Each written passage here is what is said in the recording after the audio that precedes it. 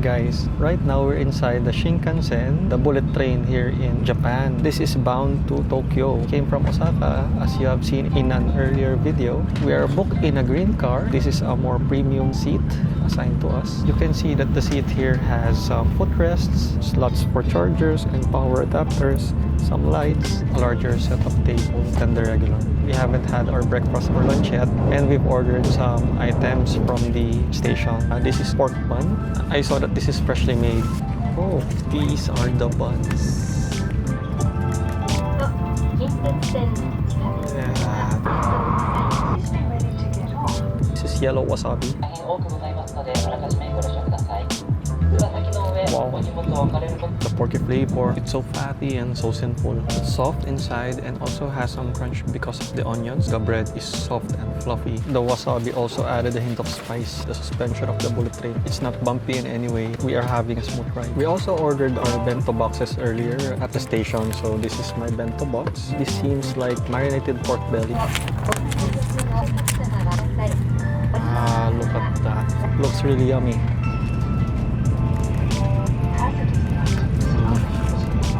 It's not quite as warm. It's still soft and tender once you bite past the egg. There's a strong flavor of the yolk. I think this has been marinated because it's slightly sweet. Let's try the pork, some of the vegetables with the rice. The vegetable tasted fermenty. I don't know how to describe. It still has some crunch, and also the rice. It has a soy taste, subtly sweet, maybe because of the pork sauce. This has come from the bento box. It's a mochi. It has some red bean paste inside. Hello and welcome to my vlogger era. I am tasting this Rikoro cheesecake from a random shop in the station. It's sweet, very eggy. I am expecting more tanginess because it's Japanese cheesecake, though it's mildly sweet only. However, I don't really taste the cheesecake part. I only taste the eggy part. It's very soft though. If I'm going to rate it, I feel like it's just on my 6.5 because I'm expecting more. Minus points for the raisins as well. I don't like raisins.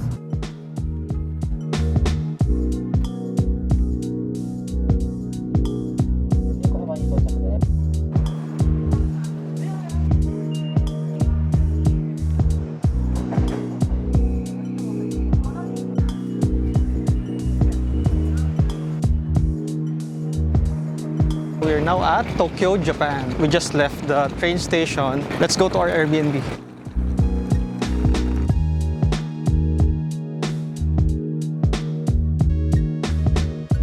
Okay, so we've just arrived here at our Airbnb here in Tokyo. I am just here at the third floor patio, enjoying the fresh air while resting a while. Let me tour you inside the house. We have a ground floor corridor where we put our shoes. The ground floor has the living room with TV as well as the kitchen. It has a bathroom with washing machine and bathtub inside, but has a separate toilet area. The second floor also has a corridor with a separate area for the bathroom, lavatory, and toilet area. It has 2 bedrooms with 2 beds each inside.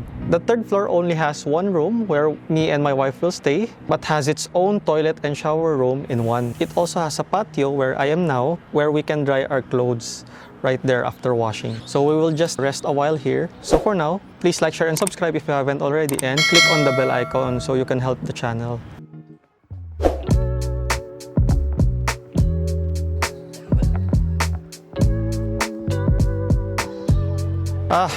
Shinjuku is bustling with people. There are so many people here, tourists or locals touring here to see the Godzilla head.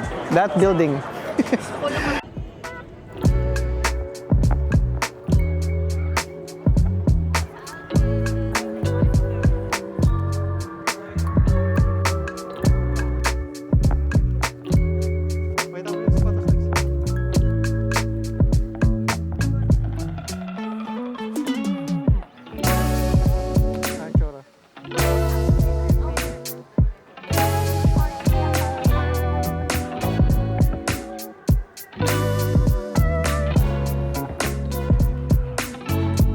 So we went to Bic Camera because I needed to buy some SD cards and also to look for some lenses that I'm looking for.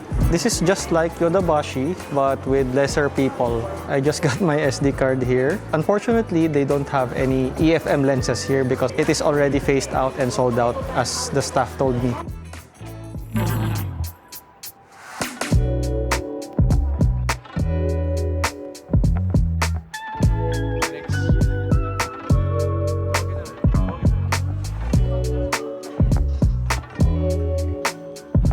So we've searched for an izakaya place nearby. After we went down, it seemed shady because it goes down a dark path.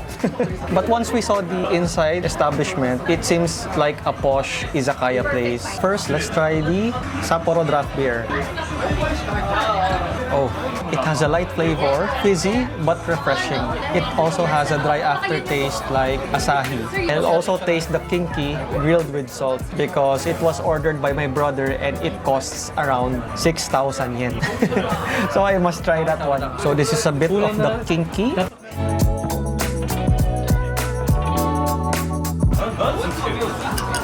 Oh, it's fatty, it's buttery. Yes, it's salty because it's grilled with salt. It has a strong fishy taste. Compared to the fishes in the Philippines, it's like tilapia but has a stronger fish flavor. So I'll try this one with drops of lemon. Much better because the saltiness has been lessened because of the lemon. Okay, so this is the Wagyu beef. It feels so soft while holding it. A really nice buttery flavor. It has a peppery sweet nutty taste. It's very melt in your mouth. So this is their fried rice. It has bits of fish on top, eggs, and I think this is cabbage. The fried rice is not so salty, crunch from the cabbage and the fish. The egg is fluffy while absorbing the flavor of the fried rice. So this one is the pork from Kochi. The pork from Kochi is fragrant, slightly sweet, but not too salty. Once you bite in, it's really tender and fatty.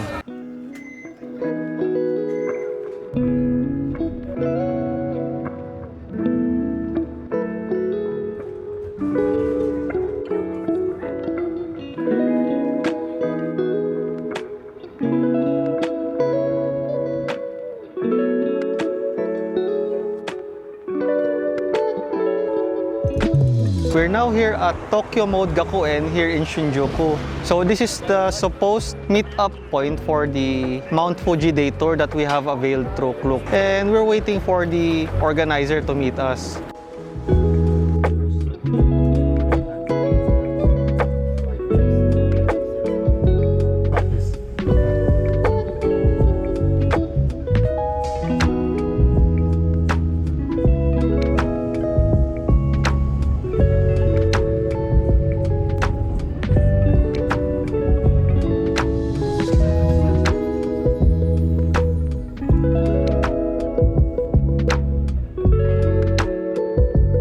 So right now we're here at Oishi Park. As you can see here, there are also a lot of tourists. The view of Mount Fuji is amazing here. Below this body of water is called Kawaguchi Lake. So this is the only lake that we'll visit at this tour because some of the other lakes are too far also. Enjoy the scenery, guys. Really. When you see it at pictures in the internet, it's already beautiful. But now, when you see it personally, it's really different. So I urge you guys to go to Japan and see this beauty.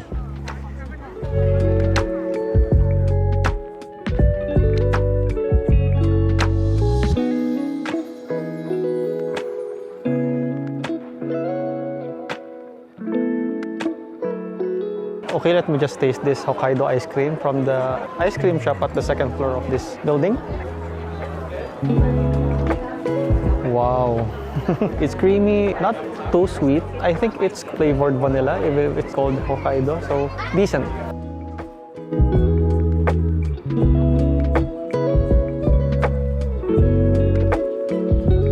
Okay, let's just try the lavender ice cream. Oh, it's weirdly flowery, also slightly sweet, and also creamy and milky.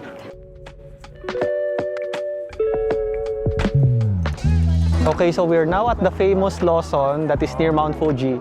So many people are taking photographs here, as behind me. We just take a picture because this is just a 15-minute break from the bus.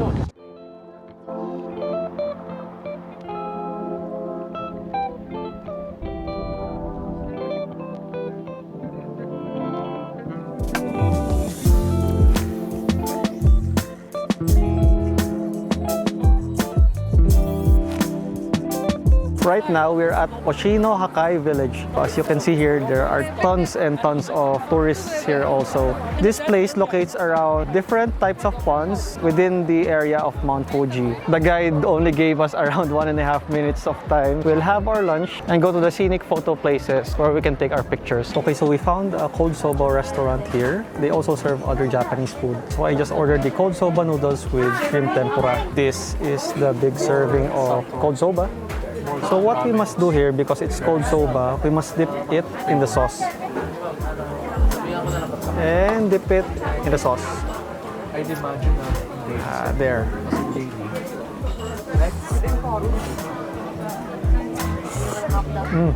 It has a chewy texture, it's springy, and also has the tanginess and subtle sweetness of the sauce. Next, let's try the tempura. Only 2 pieces, but we'll manage.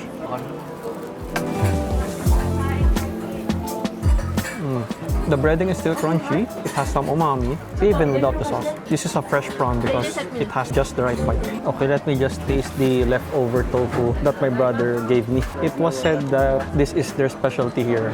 So let's taste.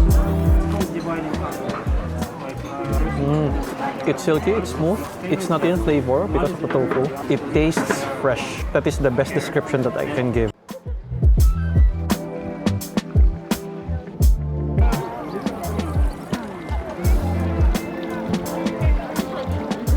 What does it taste like? It's cold.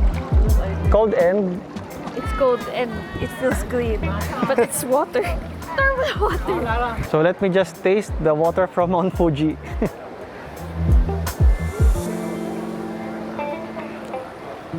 Regular mineral water.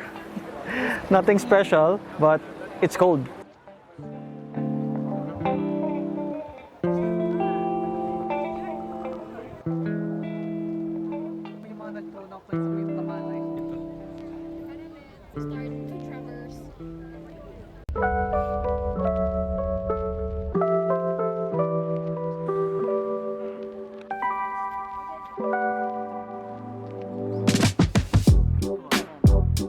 So we're now at Sengen Park, and this is the last location this package offers. As you can see here, there are a lot of cherry blossoms behind me. To see the best views of this place, you need to go up 300 steps that way.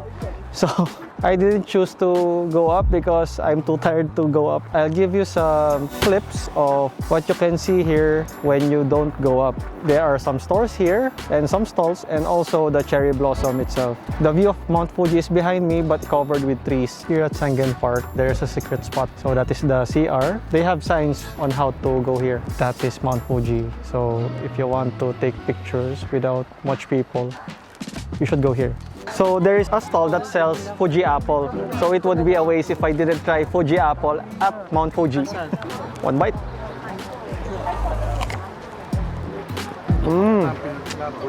Honey citrusy tarty flavor, and also the natural flavor of the apple. And also it's fresh because it's from here. After this, we will just return to the bus and return to Tokyo at Shinjuku. Let's see you then.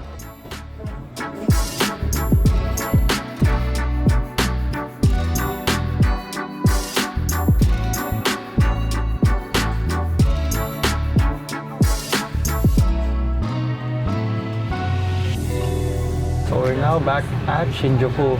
So it has been an exhausting trip. So I ordered the Kobe and other beef set Sakura. So it has some Kobe beef, beef tongue, and the skirt steak. So let's try first their Kobe beef. First by itself, and then I'll try the sauces.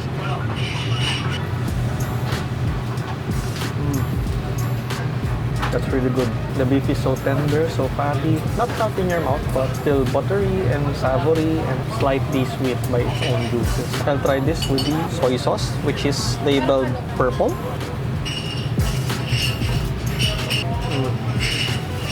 It added a bit of saltiness to the dish. Also a slight tang, maybe because of the soy sauce. Let's have some rice.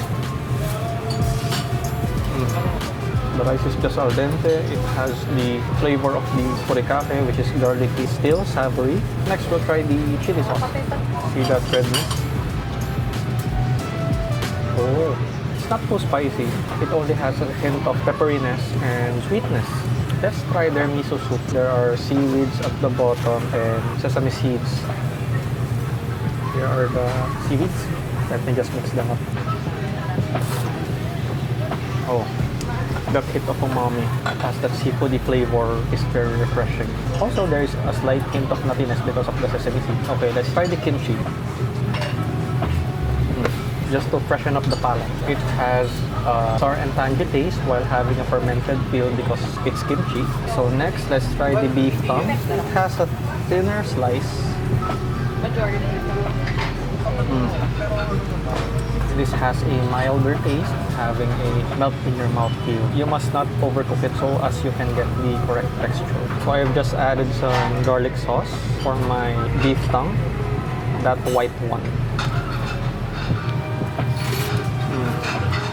Really garlicky and buttery flavor. This is one piece of the skirt steak, so juicy. You can see there's a trail of red liquid. It's the beef juices. For the haters out there, this is not blood. The skirt steak may not be as melt in your mouth like the beef tongue. A firmer texture. It has a stronger beefy flavor. So this is more savory and buttery. So I just added a lemon to the skirt steak.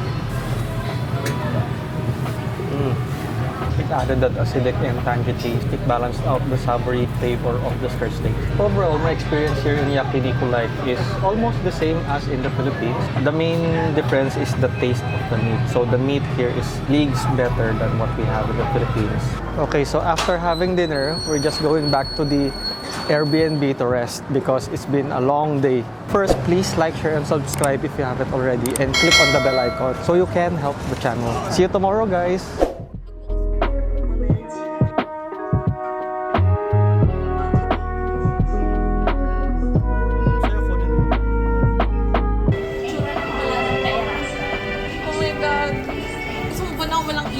Para bayaran to credit card dito.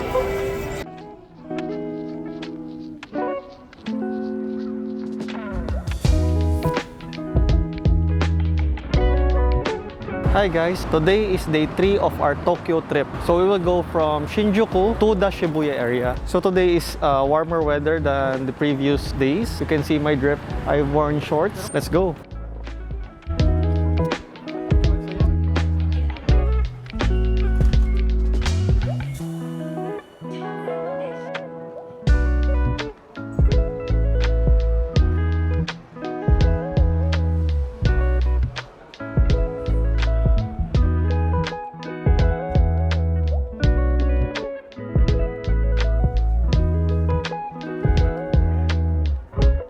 Okay, so right now we're at Shibuya Sky's 14th floor. It is not our schedule yet to go inside the Shibuya Sky proper. At the 14th floor, there are some retail shops that sell some souvenirs, also some chopsticks. So my brother has bought some chopsticks as a gift. So there are also some food places here at the 13th floor. There's a Din Tai Fung also here, which is also available in the Philippines and Taiwan.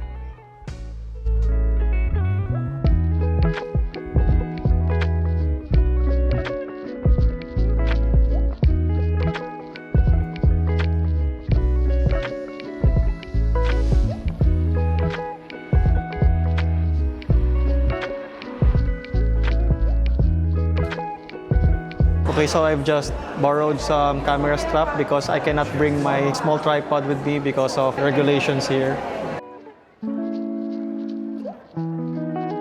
We're now at the rooftop of the Shibuya Sky. We are lining up for a queue to take a picture on that scenic spot. The view here is amazing.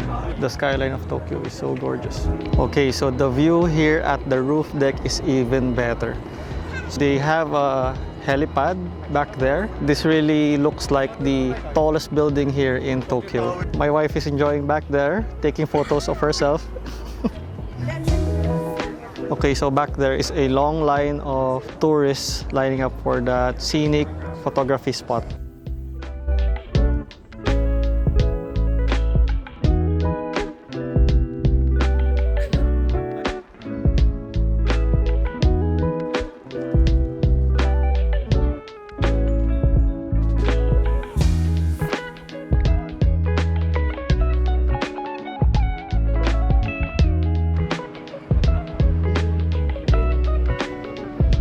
Okay, so we're now done at Shibuya Sky and we're now lining up for Hachiko. There is an incredibly long line behind me for taking photos of Hachiko. This is also near Shibuya Crossing. So behind me is the Shibuya Crossing. Right there, that's Shibuya Crossing. It's organized chaos. So this will be our first time crossing the Shibuya Crossing. Let's wait for it to turn green. Here we go. You also have my point of view right there. It's really organized chaos when you cross the street. Okay, we're through.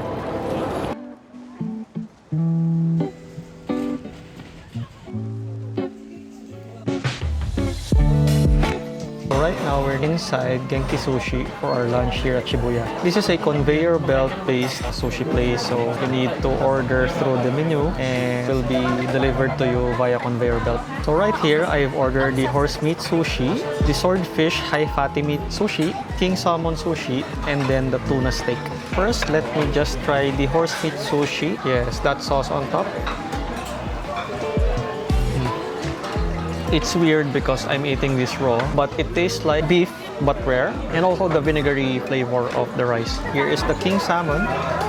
It's just one piece without the sauce.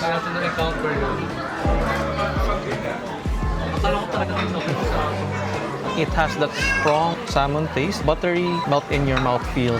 So this is the swordfish sushi. It has a mildly sweet flavor, also a subtle taste of fish. It's firm like when you eat tuna sushi. This is tuna steak. I think this has been seared or torched on top.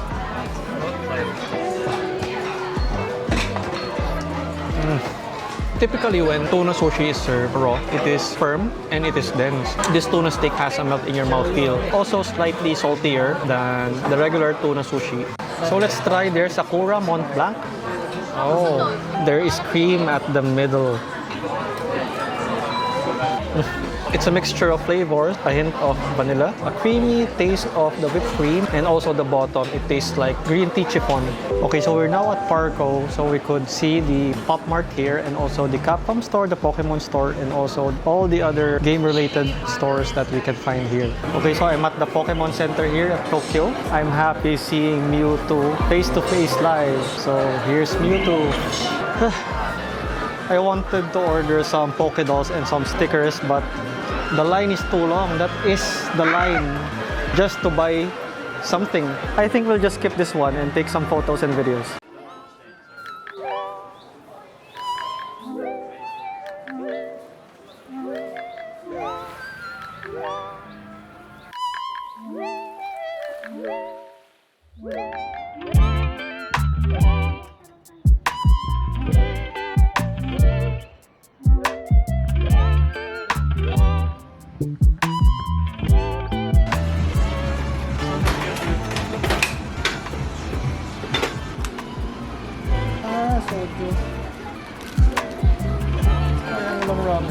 So we stumbled upon a Taiyaki store that sells Magikarp. This Magikarp is a Pokemon that is a fish. This is a chocolate-filled one. The Taiyaki is crunchy on the outside and soft on the inside. It has just a hint of nutty chocolate flavor. Let's try the custard one.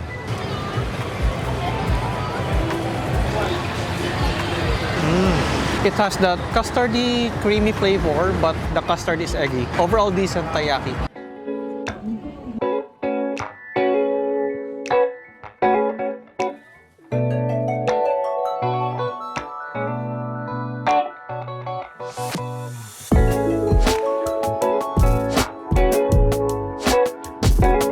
After going around Akihabara, we're so hungry. So this is pork cutlet, 1 spoonful of curry with rice.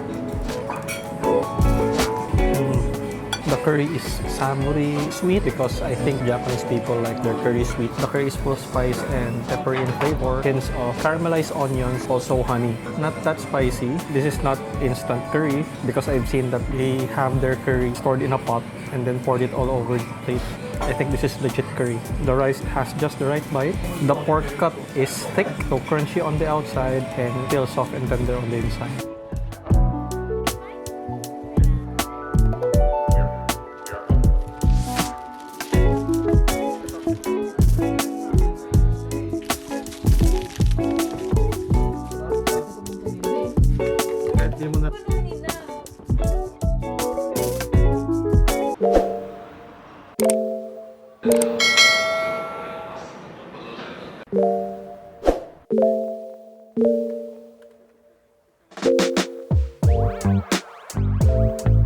Today we're at the outskirts of Meiji Temple and we'll also travel around Tokyo, but this is our first destination for today. Enjoy the video.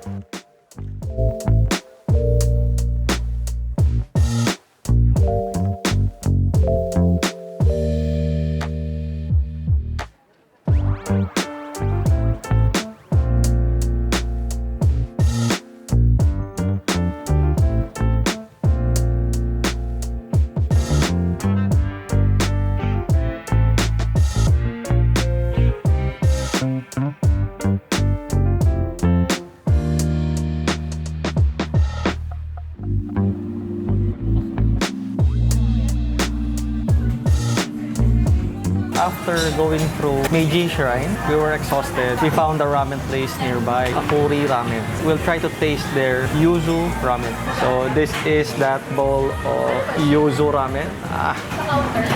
It smells so good. So let's take a sip of their broth. It's really good, guys. The broth is chickeny, fragrant, it's light. The shio is not too salty. It also has that citrusy tang because it's yuzu. Yuzu is peach. So this is the pull of the noodles. Wow. The noodles are a little firm. It has absorbed the broth. Vegetables and the menma added some crunch. And let's try their chashu. Wow, the meat is tender, just the right bite for the pork. It's so fatty, really porky taste. The umami of the chashu is heavenly. Let's try this beautiful looking egg. That eggy flavor mixed with the broth, it's just melting in your mouth. And also, it has a subtle sweet taste, maybe because of the marinade, but really it's also oozing with umami.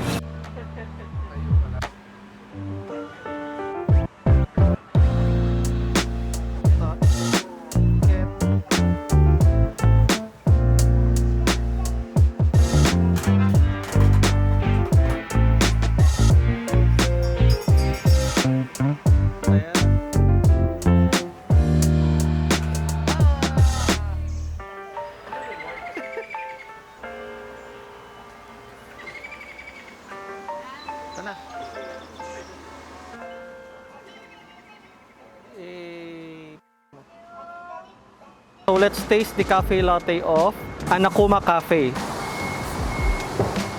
Oh, it's milky. It tastes like roasted nuts, a little bit of caramel. Really nice coffee notes.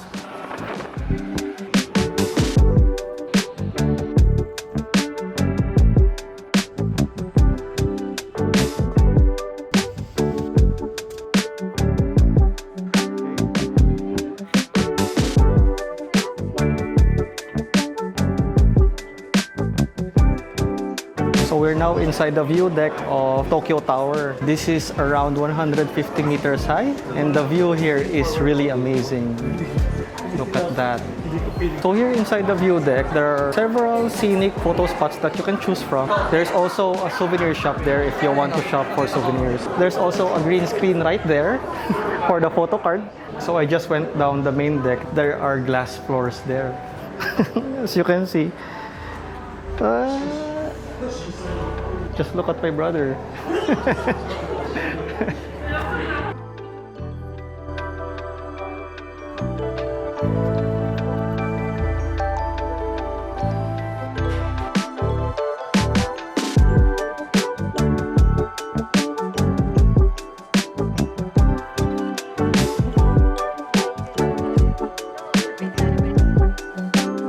Okay, I just bought my beans under Tokyo Station here at Kaldi Coffee Farm. There is a Tomica store also under Tokyo Station. Unfortunately, all the models of the AE86, GT86, and PRZ I have collected already, which are available in this store. So there's also a workshop there that changes the wheels or whatever part of the Tomica car. Really nice.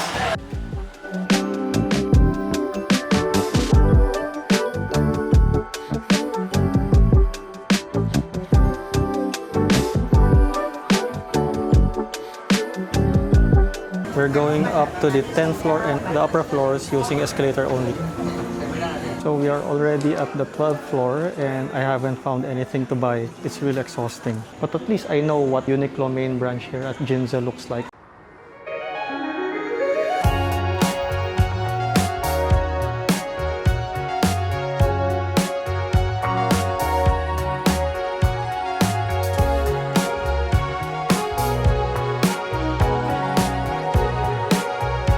The places here in Ginza has expensive food. I will splurge and order a Wagyu A5B. So I ordered the shabu shabu set course of Kuroge Wagyu beef with Japanese pork. It costs around 7,500 yen, so it's really expensive. But we'll see if it's worth it.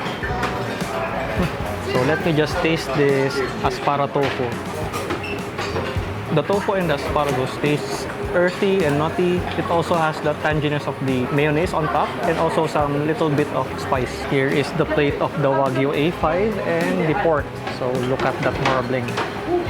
Amazing marbling from the A5 Wagyu. Let me just taste the A5 Wagyu by itself. One portion of the A5 Wagyu.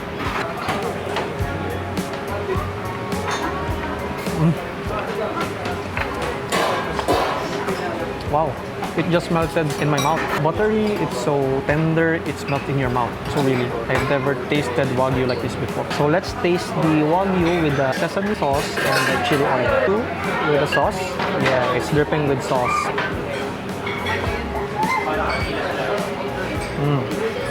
It's straight out melted in my mouth. The Wagyu tasted better with the nutty taste of the sesame oil and also the hint of chili. Let me just taste the broth of the shabu shabu. This is not a flavorful broth. At least we know it does not hinder the taste of the Wagyu. Let's taste the Japanese pork by itself without any sauce. So fatty and has a portion of the lean meat. Tender, porky. It has a slight saltiness to it, but maybe because of the broth. But all in all, the pork meat is good. So let me just taste the pork with the vinegar. So this is the vinegar. It added that slight tang of the vinegar. It pairs well with the pork. Here is a portion of the enoki noodles and then the cabbage. It has that earthy taste, a bit bland because the broth is light. My dessert is the green tea ice cream with red beans.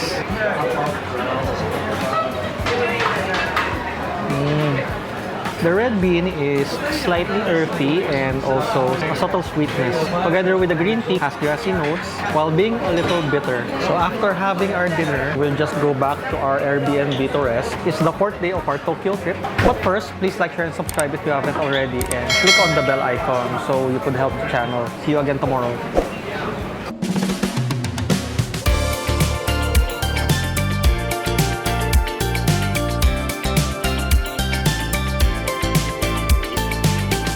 Now we're at Tsukiji Outer Market. So this is near the fish port. So as you can see here, they have many tourists and locals here. The place is jam-packed. As you can see here around me.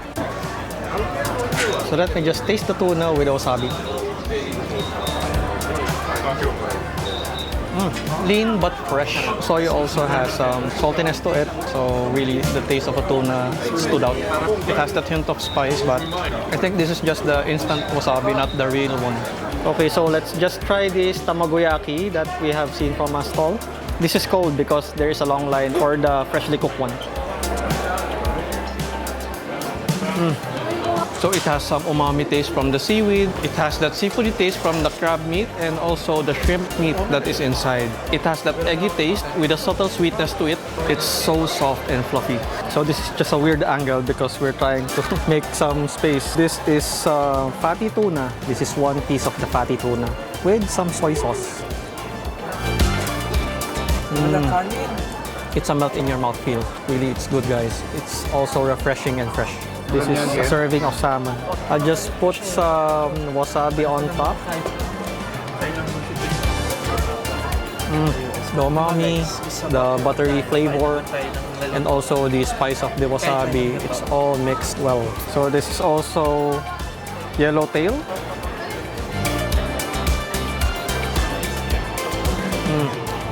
It's also tender, but it has that mild fishy taste.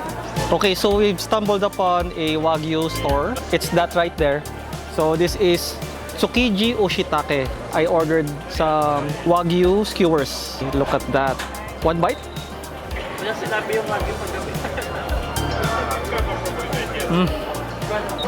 It's really buttery, it's so tender, and it's melt in your mouth. It also has some umami, and it's not too salty, so the beefy taste is so strong. They also have some souvenir shops inside the streets here, and also some knife shops, as you can see here.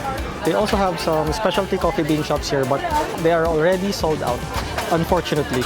To add to that, not only coffee bean shops, but also tea shops, green tea and matcha. They also have these wasabi roots here. These are the legit wasabi. You need to grate them just to extract the wasabi.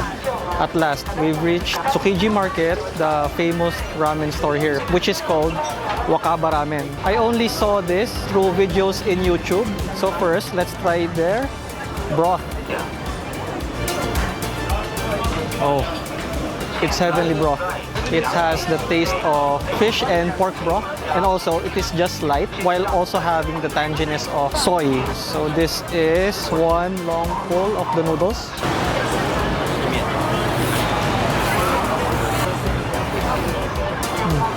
The noodles, it's perfectly cooked, it's al dente, and also the menma and the spring onions added a bit of crunch while having the earthy taste of the menma. So this is the chashu. Wow, the pork is melt in your mouth, as you saw. It's a bit salty, but maybe because of the shio, but really it's tender. I'm really happy, guys, because I just tried Wakaba Ramen for such a long time. I just watched this video pre-pandemic, so at least I already tried it. It's a must-try here at Tsukiji Market.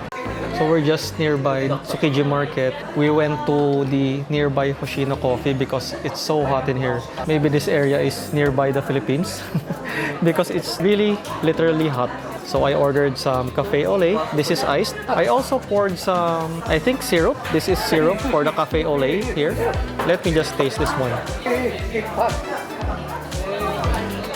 Oh. Really chocolatey, caramel notes. The milk and syrup is sweet and creamy. All in all, this is a refreshing drink for the hot weather. So later on, we will just go to the shops that we like so we can buy the items that we like and we don't need. Or in Tagalog, bumili ng mga gamit na gusto namin at hindi kailangan.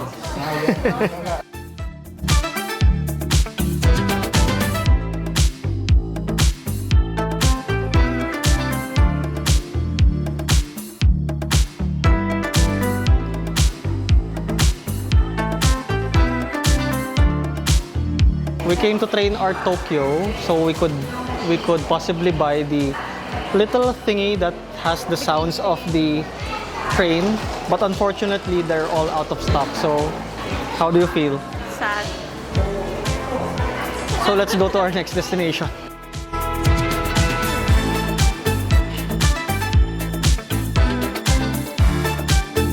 So my wife and I found the hidden gem of a matcha place here below the Shinjuku station at the Keio line. It's that back there, but the kind of matcha that my wife likes to have, as seen on the screen, is sold out. They also sell other things such as accessories and coffee beans, but I already bought my coffee bean at an earlier date. Maybe on our next Japan trip, we'll buy again.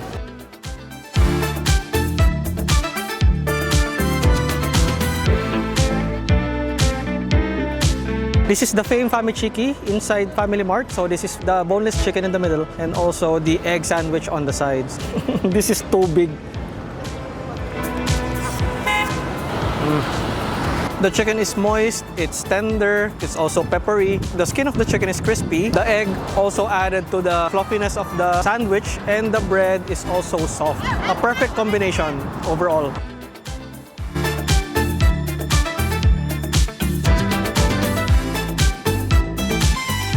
For cheaper self-care product and other cosmetics products is to go to pharmacies such as Sundrug. So there are less people than Don Quixote. So these are the items that we bought on Sundrug.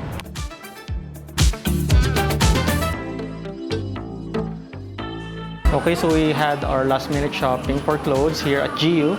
So we have our GU haul, and this is my wife.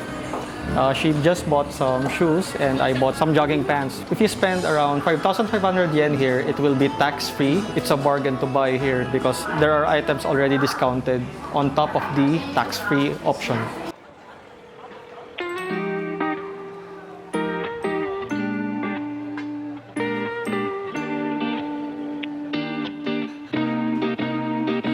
We will have our dinner here at Tonkatsu Nimura. So what I'll order right now is the deep fried pork loin cutlet set. So this includes the rice and the miso soup. I didn't order the Kurobota pork because it's so expensive. Let me just try the draft beer. I think this is Kirin.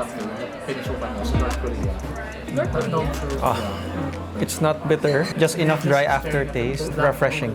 So my order has arrived and let me just taste this bowl of miso soup. Oh, this is pork stock. It's porky, full of umami, and also it has that smooth texture of the soup. So this is my plate of the tonkatsu. Is so big. I already put in some sauce on top for the tonkatsu and also the shredded cabbage. Let's first try the shredded cabbage. A really big serving. The cabbage is crunchy. The sesame dressing is sweet and a little sour. Has that roasted sesame taste. Next is the main event, the pork cutlet. This is the pork cutlet with the sauce. It has that thick cut. For the next visit. The pork, even though it's lean, it's still soft and tender, still juicy inside. Taste of the pork is savory, not too salty. The skin, it's crunchy also. The perfect combination together with the sourness of the homemade tonkatsu sauce, umami of the pork. It's a great combination. Let's try this with my big bowl of rice. It's even better with the rice.